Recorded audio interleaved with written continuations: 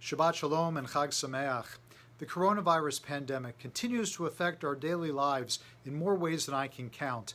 Even now, with our preschool holding in-person classes throughout the week, the synagogue is still half empty. The religious school meets in person on Sundays, but classes are held online during the week.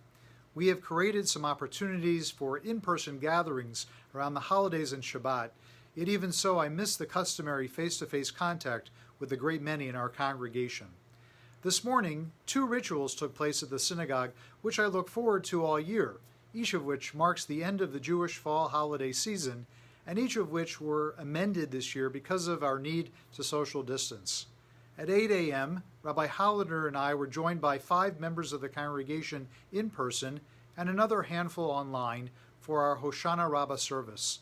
Throughout the holiday of Sukkot, we have recited the Hoshana prayers, pleading with God to save us, Hoshana, as we have circled with lulav and etrog in hand. On Hoshana Rabbah, the day of the great Hoshana, we circle not once but 7 times, and we ask God to judge us favorably as the period of judgment comes to an end.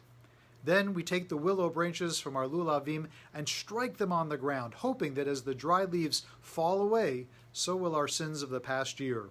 You really have to experience this to understand how impactful this is and cathartic. And this year we held our service outdoors in order to be safe. An hour after the service had concluded, Rabbi Hollander and I unrolled a Torah almost from end to end. What we have been able to accomplish in other years, seeing the first word of the Torah and the last word of the Torah at the same time, wasn't possible because we had to use a different space, not quite as long as the one we traditionally use. Thank you, coronavirus. Even so, this is a significant tradition and an impactful one. Just ask the 5-year-olds from our preschool who stood by and witnessed it firsthand. Although there is no requirement that a Torah be unfurled for Simchat Torah, we have been doing it for many years here in the synagogue. On the holiday which marks the end of the Torah reading cycle and then its resumption right away, it is impressive and noteworthy to see just how much ground, or better yet parchment, we have covered in the course of a year. Whereas Hoshana Rabbah, the final day of judgment, has a serious nature to it, Simchat Torah is all about joy and happiness and fun, which can be a challenge to replicate online in the time of COVID, but we are going to try. On Sunday morning, we will conclude the reading of the Torah, the last word of which is Yisrael, Israel, and then begin reading it again, starting with the word Bereshit, in the beginning. The last letter of the Torah, Lamed, when combined with the first letter, Bet, forms the word Lev, which means heart. It is from our study of the Torah, the rabbis tell us, that we learn how to direct our hearts towards one another and towards God, loving our neighbors as ourselves, loving God with all our heart.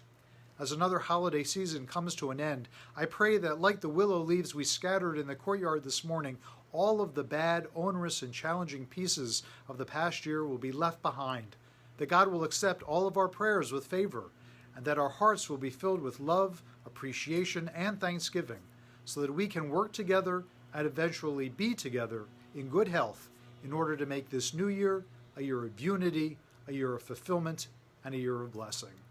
Shabbat Shalom.